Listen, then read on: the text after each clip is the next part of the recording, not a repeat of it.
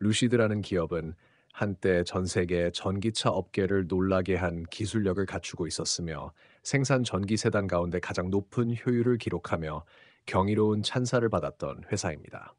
이 회사의 초소형 모터는 항공 우주 장비에 비유될 정도로 놀랍다는 평가를 들었고 세계에서 가장 부유한 국부 펀드 가운데 하나의 후원을 받았음에도 지금은 주가가 12달러대에 머무르며 52주 범위의 최저 구간에 아슬아슬하게 걸쳐 있는 상황입니다. 이야기를 본격적으로 시작하기에 앞서 혹시 쇼츠로 시청하고 계신다면 영상 하단의 풀 버전 링크를 누르시면 끊김없이 들으실 수 있으니 편안하게 이어서 시청해 주시면 좋겠습니다. 그리고 오늘 이야기 후반부에는 현 시점에 맞춘 구체적인 트레이딩 전략이 포함되어 있으니 끝까지 시청해 주시기 바랍니다.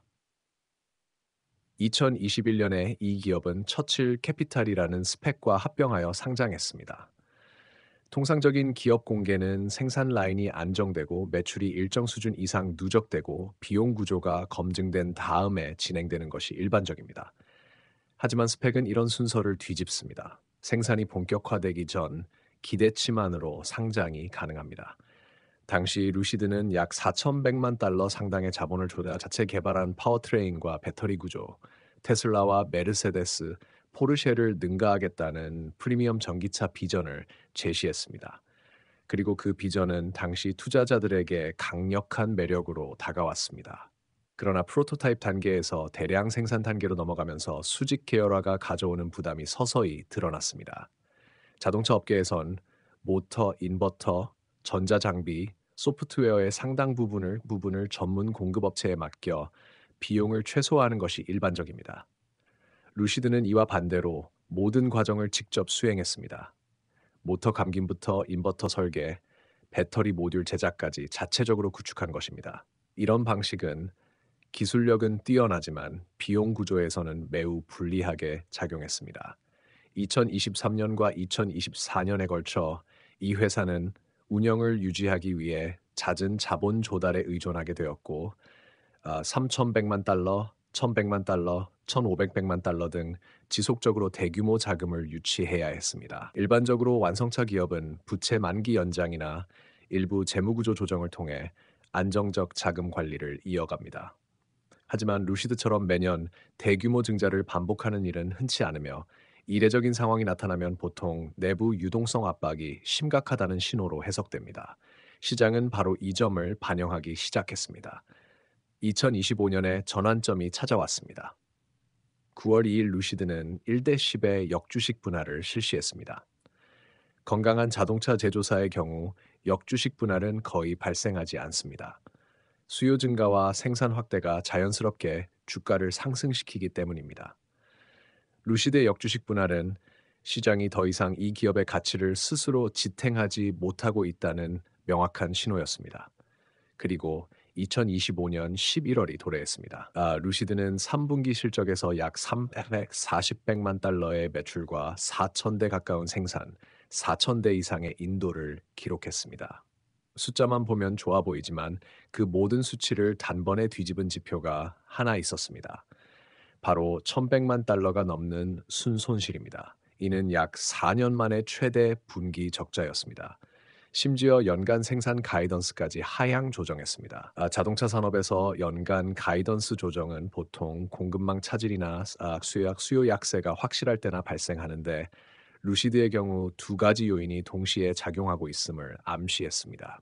그리고 실적 발표 직후 루시드는 구비의 7,500만 달러 규모의 7% 전환사채를 새로 발행하고 기존 2026년에 만기였던 756백만 달러 규모의 전환사채를 조기 매입했습니다. 통상 기업은 만기 임박 시점에 재조정을 진행하는 것이 일반적입니다. 그런데 이처럼 만기보다 훨씬 앞서 높은 금리로 차환을 진행하는 것은 이례적인 행동입니다. 이례적인 행동에는 항상 이유가 있으며 시장은 이를 재정적 긴박함으로 받아들였습니다. 게다가 10년 넘게 회사의 엔지니어링을 이끌어온 최고 엔지니어 에릭 바흐까지 회사를 떠났습니다. 자동차 업계에서는 핵심 기술 리더가 여러 차량 세대를 관통해 재직하는 경우가 일반적입니다. 따라서 이러한 이탈은 흔치 않으며 조직적 부담이 커지고 있다는 신호로 해석됩니다. 하지만 이런 압박 속에서도 루시드는 새로운 방향성을 제시하고 있었습니다. 2025년 10월 말과 11월 초에 루시드는 엔비디아 드라이브 토르 기반의 레벨 4 자율주행 기술을 중형급 플랫폼에 적용하겠다는 계획을 발표했습니다. 자동화 단계는 보통 레벨 T에서 레벨 3을 거쳐 4단계로 올라가는 것이 일반적입니다. 루시드의 도약은 그런 의미에서 이례적이었으며 이는 단순 완성차가 아닌 고부가 가치 소프트웨어 기반 이동 플랫폼으로 변모하려는 강한 의지를 반영합니다. 또한 루시드는 산호세와 샌디에이고에서 서비스 시설을 확장하며 브랜드 협업을 진행했고 캐나다에서는 그래비티 모델을 고객에게 인도했습니다. 우버와의 향후 대규모 공급 모델도 언급하며 상업용 수요 창출 가능성도 넓히고 있습니다. 하지만 주가는 여전히 과거의 그림자 속에 머물러 있습니다. 2025년 11월 말 기준 루시드는 5일, 50일, 200일 이동평균선 아래에 머무르고 있으며 14일 기준 상대 강도 지수는 20대 초반을 기록하고 있습니다. 차트는 뚜렷한 하락 추세를 형성하고 있으며 단기 지지 구간인 리달러 선에서 압박을 받고 있습니다. 공매도 비중 역시 매우 높은 상태입니다. 이제 질문은 이것입니다. 루시드는 지금 어떤 길 위에 서 있는가? 지난 4년 동안 이 주식은 실적이 아니라 서사에 따라 움직여 왔습니다. 처음에는 엔지니어링의 영광으로, 그 다음에는 자본 소진의 공포로 움직였습니다. 그리고 지금은 두 개의 정체성 사이에서 갈팡질팡 서 있는 상황입니다. 한쪽은 무거운 적자 구조와 지속되는 자금 조달이라는 현실이고, 다른 한쪽은 자율주행과 소프트웨어 중심 플랫폼이라는 새로운 가능성입니다.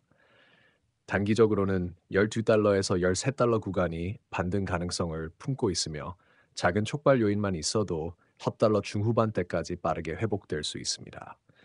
중기적으로는 그래비티 생산 안정화와 중형 플랫폼 개발 진척, 자율주행 성과가 동반될 때 10달러 후반이나 20달러 근처까지 도전할 여지가 있습니다. 장기적으로는 이 기업이 자율주행과 소프트웨어로 높은 마진을 확보하고 사우디의 지원이 견고하게 유지될 때만 30달러대 재진입이 가능합니다. 루시드라는 주식은 단순히 가격이 아니라 투자자 심리의 기록입니다. 이 회사가 미래 아이콘이 될 것이라는 기대, 그리고 좌절과 불신, 그리고 지금은 아주 조심스러운 기대가 교차하고 있습니다. 자율주행으로의 전환이 엔지니어링의 아름다움과 재무적 현실 사이의 간극을 메워줄 수 있을지, 그 답이 앞으로 이 기업의 모든 것을 결정할 것입니다. 그리고 마지막으로 시청해주시는 모든 분들, 꾸준히 구독과 좋아요를 눌러주시는 분들, 댓글로 의견을 나눠주시고 영상을 주변에 공유해주시는 열성 청취자분들께 진심으로 감사드립니다. 더 좋은 콘텐츠로 보답드릴 것을 약속드립니다. 밸류스터였습니다.